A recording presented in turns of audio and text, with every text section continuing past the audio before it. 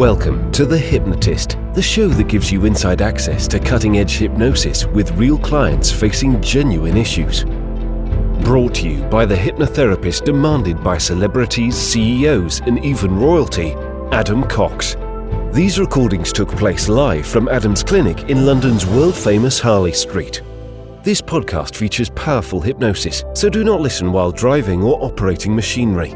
This recording is not suitable for those with epilepsy or severe mental health issues.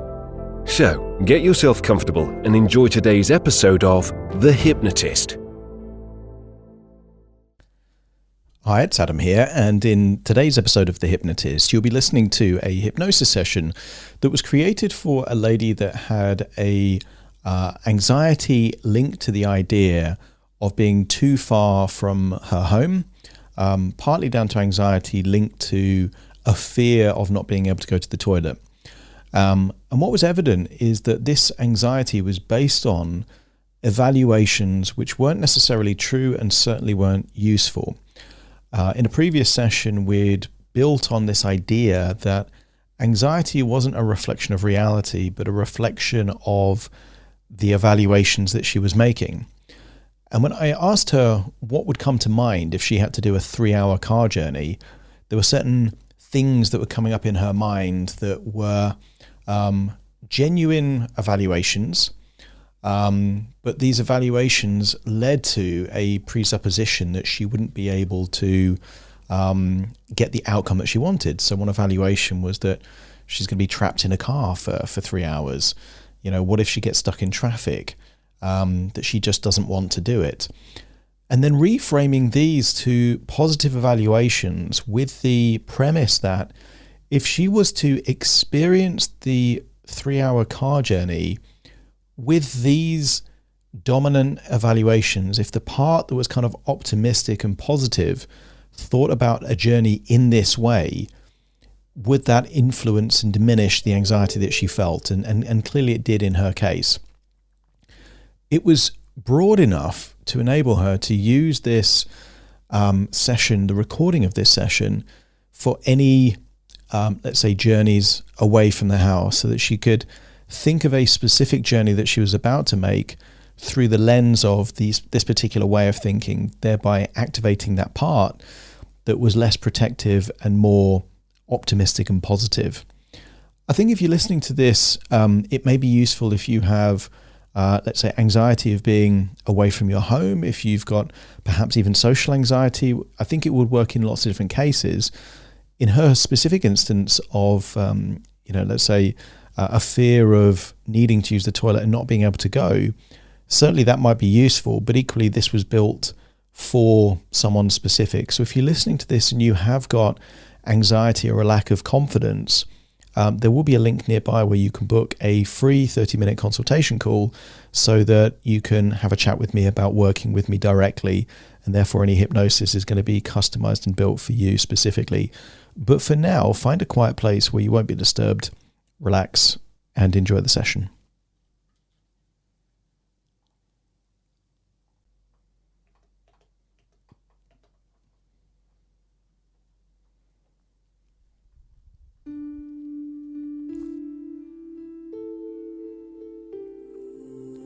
Take a deep breath in, and on the out breath, close your eyes. With your eyes closed, just notice that you can give more of your attention to the sound of my voice. And as you breathe in and breathe out, just get a sense that you're breathing in a resourceful feeling of relaxation.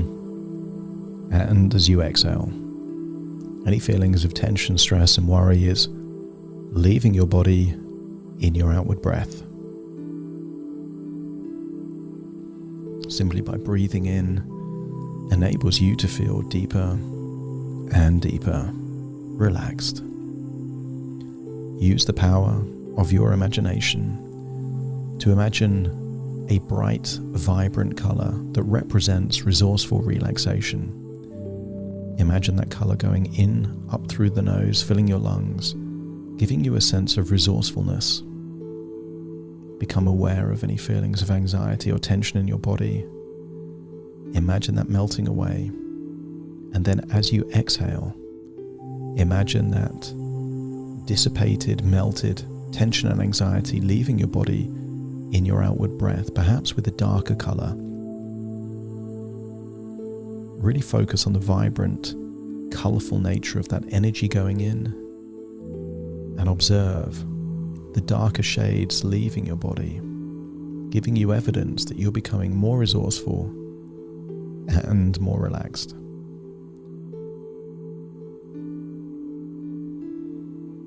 As you breathe in and breathe out, just get a sense that your arms are getting limper and loose. Tension in your neck is leaving. You're finding it easier to breathe deeper and exhale for longer. That's right. And as your body relaxes, I want you to get a sense that you are unlocking the part of you that is the glass half full side of you. You know very well there's a side of you that is very good at spotting where things can go wrong. You know there's a part of you that can see problems on the horizon that other people can't see.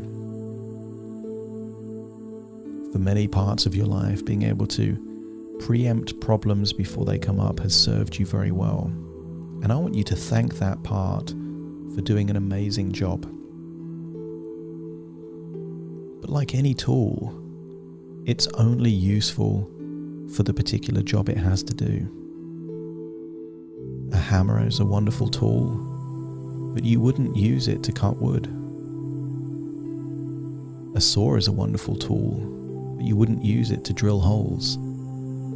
I want you to get a sense that these different parts of your personality are all wonderful in the right context.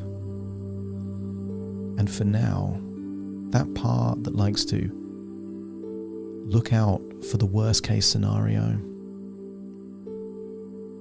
this is not the right role for them. I want you to find that part of you that has a knack of evaluating things in a positive way, even if things look doom and gloomy. When that part is ready to come forward and is able to listen to my voice, let me know by nodding your head.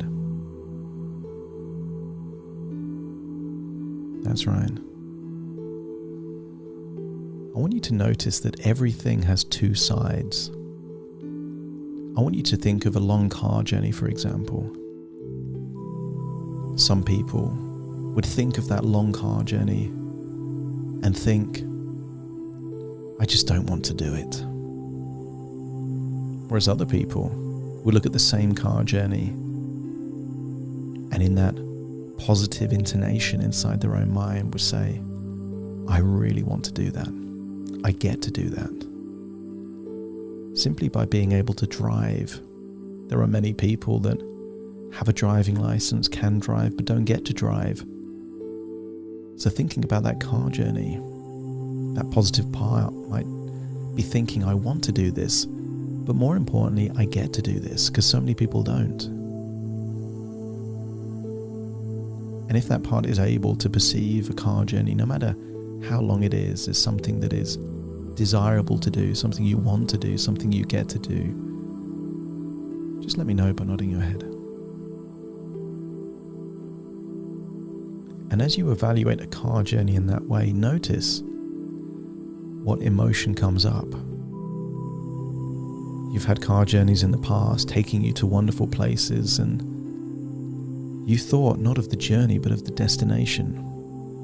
The journey is just a stepping stone to get you to somewhere else. And perhaps back then you thought of not the journey but the destination and all the wonderful things you could do when you got there.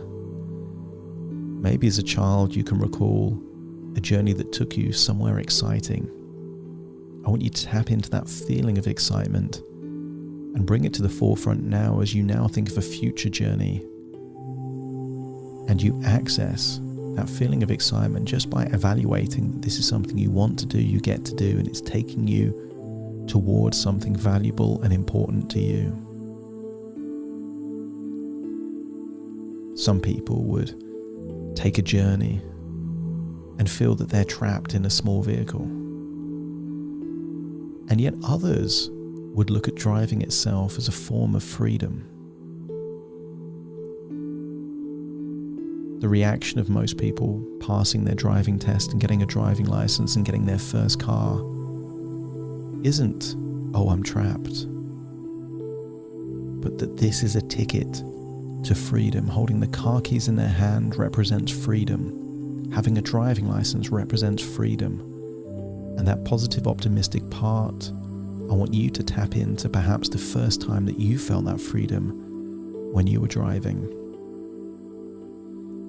Access that emotion and then think of a future journey that you need to make, and notice that when you think of it in this way, that to drive is to be free. Not only is there no anxiety, but there is a feeling of excitement and freedom, an echo of that first time that you felt it. There are some people when they're traveling, they worry, but what if I get stuck in traffic?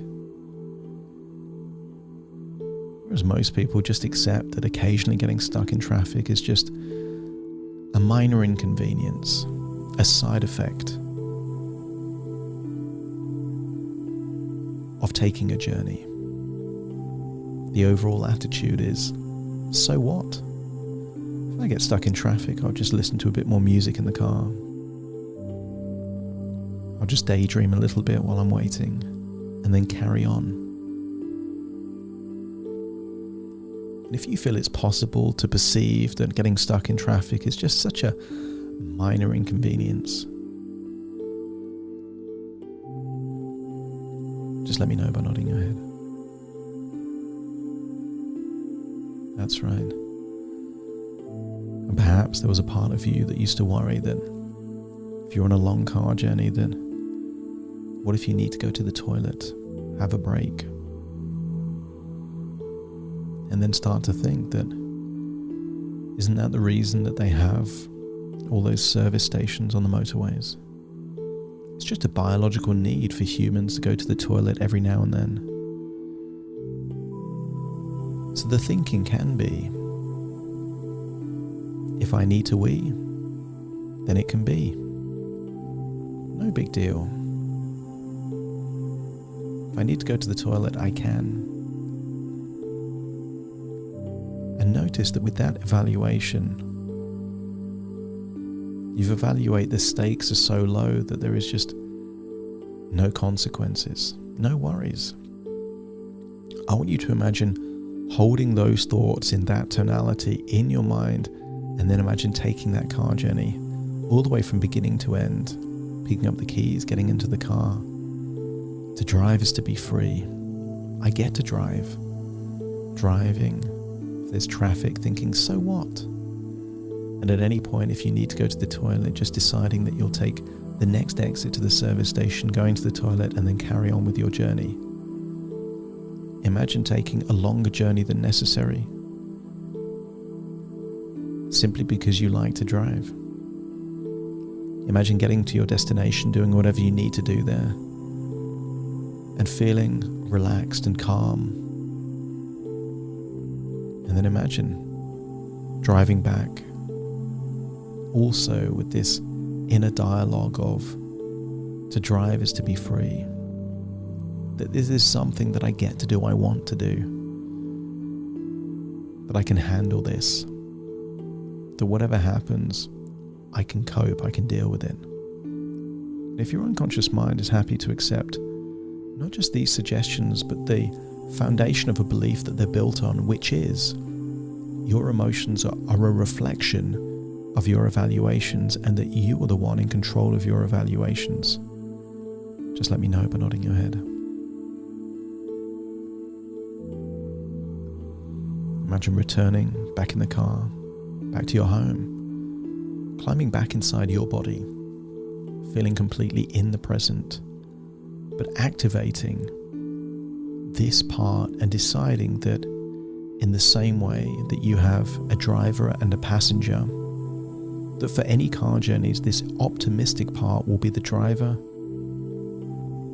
and perhaps that bit, that part that is really good at spotting problems can be a passenger but no longer the driver, to provide warnings but not be in control.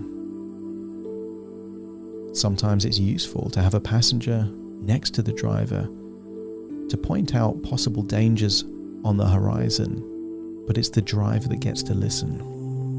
And if you're happy with that new relationship, that new dynamic, not just for driving, but for anything that would lead you to going out of your comfort zone from this point forwards, let me know by nodding your head. Now it's time to return to the present. Take a deep breath in through your nose and out through your nose. Just wiggle your fingers, wiggle your toes. As I count from 1 to 10 to awaken you, you will awaken feeling highly resourceful, optimistic, and looking to expand your comfort zone. Starting to count. 1, 2, 3, waking up. 4, 5, 6, more alert. 7, 8, open your eyes, open your eyes. 9, 10, wide awake, wide awake, wide awake.